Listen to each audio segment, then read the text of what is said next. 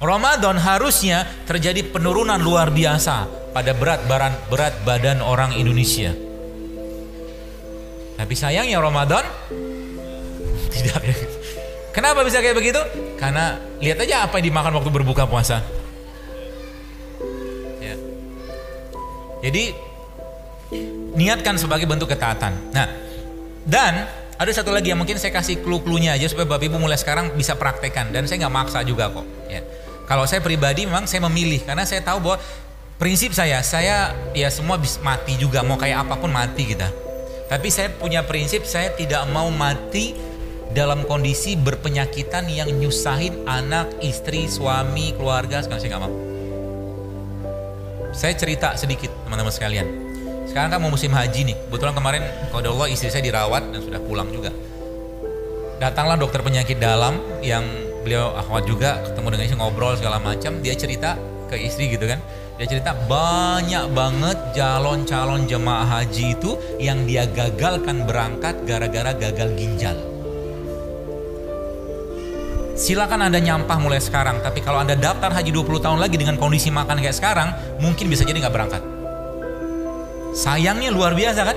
Ngantri 15 tahun, 20 tahun gara-gara nggak mau ngatur isi piring kayak gitu. Sayang banget. Ya, sudah bayar cukup mahal. Dan kalau udah kayak begitu memang mereka tolak karena bikin susah orang nanti di sana. Apa yang Anda makan sekarang akan menentukan sedikit banyak atau banyaklah nasib kesehatan kita di 5, 10 tahun, 12 tahun atau 15 tahun mendatang. Falyanzuril insana ila ta'ami. Anna sobabna ma'asobba. Jadi Allah sudah ngasih tahu sebenarnya. Perhatikan yang dimakan, lihatlah Allah menurunkan hujan, segala macam biji-bijian gitu kan. Nah, ada beberapa tips-tipsnya yang mungkin saya bisa kasih kepada teman sekalian ya. Yang pertama tadi, mulailah untuk membiasakan jangan sering makan. Biasakan tubuhnya untuk lebih banyak laparnya. Ya, biasakan tubuh lebih banyak. Sekali makan berkualitas tapi tidak banyak juga. Cukup. Nanti tubuhnya akan menjadi tanda kutip singa lapar tadi. Dia akan membersihkan yang tidak penting dalam badan, dia akan membuang radikal bebas, dia akan membongkar lemak segala macam. Jadi berat badan itu hanya sebuah efek samping saja sebenarnya. Ya. Yang kurus apakah sehat? Belum tentu juga. Orang yang kurus belum tentu sehat juga. Ya, karena indikatornya adalah vitalitas. Ada orang gemuk gak fit, ada orang kurus gak fit juga, sama. Kita yang tahu badan kita. Kapan harus makan, kapan harus puasa, kapan harus berhenti, kita yang mengendalikan. Ya. Dan kalau Anda, siapa di sini yang suka durian? Suka semua kali. Gak usah ditunjuk juga saya tahu muka-muka durian kayak begini. Nanti kalau makan durian, cobalah makan duriannya 1 biji aja. Buat apa fungsinya? Sebenarnya bukan masalah jumlahnya, tapi kemampuan kita menahan nafsu. Gitu loh. Nasi juga sama. Pengen makan nasi, coba kurangi. Kita udah tahu nih, ini bisa jadi masalah gitu kan. Kalau makan berlebihan, maka kendalikan nafsunya. Nafsunya dikendalikan. Ya, seperti itu. Itu yang pertama. Lalu yang kedua Pak, saya kasih tips-tips. Jadi mulai sekarang biasakan untuk tidak terlalu banyak makan. Lebih sering kita untuk menahan. Jadi lapar tuh Bu sekalian tenang saja. Dia hanya berjalan setengah jam saja. Habis setengah jam, maka insya Allah dia akan kembali normal. Tubuh akan mencari sumber-sumber energi yang yang tidak terpakai. Ya, tubuh akan mencari sumber-sumber energi yang tidak terpakai. Itu yang pertama. Lalu yang kedua, Indonesia kaya dengan rimpang-rimpangan.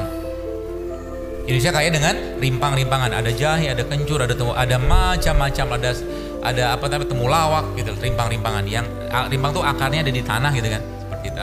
Buahnya ada di tanah, itu rimpang. Maka itu jadikan sebagai minuman harian Anda. Mulai sekarang. Jadi gak usah ribet-ribet. Misalkan Anda punya kunyit itu Anda potong. Anda mau ambil kunyit segini, satu potong atau satu seperti inilah, satu slice begini, kupas mungkin, potong-potong kecil, masukkan ke dalam air, ya.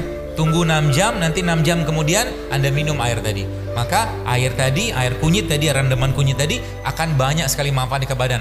Dia bisa berperan sebagai untuk menurunkan kolesterol, asam urat, macam-macam, sampai anti kanker pun bisa.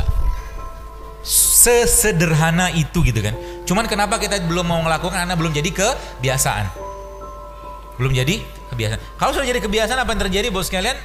Ya kita justru malah senang dengan hal seperti itu. Ya, ini saya katakan tadi, kalau kita sudah mulai membiasakan hidup sehat, maka saya kadang-kadang bukan kebablasan sih, bukan cheating, kadang-kadang khilaf juga.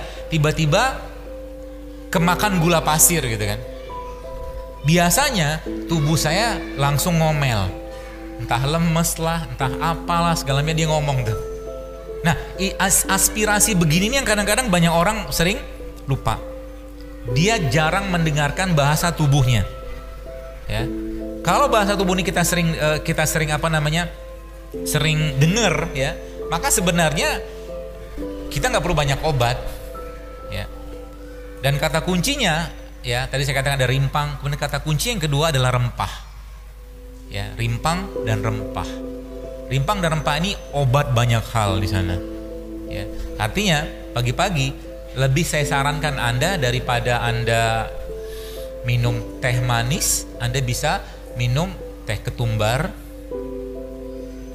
Ambil, masukin air panas, itu jauh lebih sehat untuk jantung, pembuluh darah kita daripada Anda minum teh manis pagi-pagi. Terus minum apa lagi? Serai juga bisa, Anda ambil air panas, dispenser atau mungkin dari kompor, masukin serai, itu bisa bermanfaat ke banyak hal sebagai steroid seperti itu. Ya. Jadi itu farmasi kita tuh di situ sebenarnya, ya. Dan kalau seandainya ada informasi atau hadis-hadis Nabi SAW yang disampaikan di situ ada kebaikan, maka ambil keutamaannya. Contoh, Nabi menyebutkan rumah yang di dalamnya ada kurma, maka rumah tadi tidak akan kelaparan. Maka usahakan setiap hari di rumah kita ada kurma. Usahakan makan kurma, ambil berkahnya. Gitu. Jadi jangan hanya Ramadan doang. Kita bisa beli gorengan, kenapa nggak bisa beli kurma? Betul? Kita bisa beli bubur ayam 10.000, kenapa kita nggak bisa beli sayur atau buah? Sehingga nanti kedepannya isi kulkas Anda kalau sudah benar gitu kan, sudah benar isi kepalanya, maka akan lebih banyak isi kulkasnya buah. Murah nggak buah? Murah. Sayur apa lagi? Ya, kita beruntung banget tinggal di Indonesia. Di Amerika satu lembar daun pisang itu bisa 10.000 satu lembar di sana. Ya, jadi manfaatkan itu baik-baik. Jadi bagaimana cara bikinnya atau mungkin bagaimana konsepnya? Konsepnya adalah saya kasih tipsnya, let the food be your medicine. Jadi jadikan makanan yang Anda makan itu sebagai obat. Ya. Sekarang saya tanya, saya mau ngetes, kira-kira ada paham belum? Nasi kebuli itu sehat nggak?